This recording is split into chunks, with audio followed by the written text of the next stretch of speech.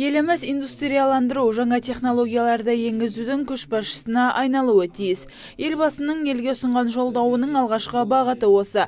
Яғни елдегі кәсіпорындарды жаңғыртып, еңбек өнімділігінің деңгейін ұлғайту қажет.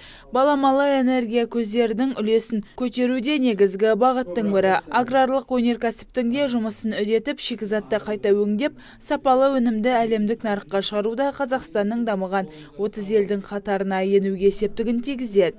Жиынға қатысқандар қоғамдағы өзекті мәселелерді көтерді. Криптография саласының мамандары жоқ.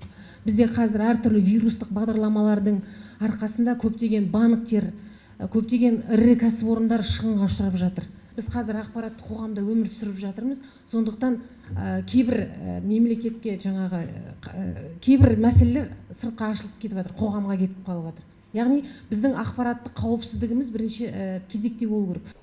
Төртінші өнеркәсіптік революция жағдайындағы дамудың жаңа мүмкіндіктері. Қоғамдық кеңес мүшелері 10 бағытқа етене тоқталды. Жиналғандардың айтуынша, жолдаудың негізгі өзегі адам капиталы. Тұрғындардың әлеуметтік жағдайын көтеріп, бәсекеге қабілетті болу үшін мемлекет тарапынан қолдау көрсетіледі. Нәтижесінде әр адам білім деңгейін көтеріп, өзін жетілдіруге мән беруі керек. Денсаулығына, адамның жасының ұзаруына, одан кейін басқасына. Енді сіздермен біздердің де жұмыс істеп отырған кеңесіміз негізінен осы 7-ші бағыттағы адам капиталымен жұмыс жасайтын бағытымыз.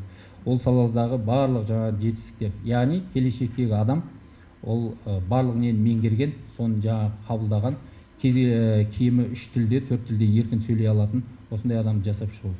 Жиында жастарды патриоттық тәрбиелеудегі жоғары оқу орындардың рөлі тақырыбы да көтеріліп, қатысушылар пікір алмасты. Сондай-ақ елбасының тәуелсіздік дәуірі кітабының таныстырылымы өтті.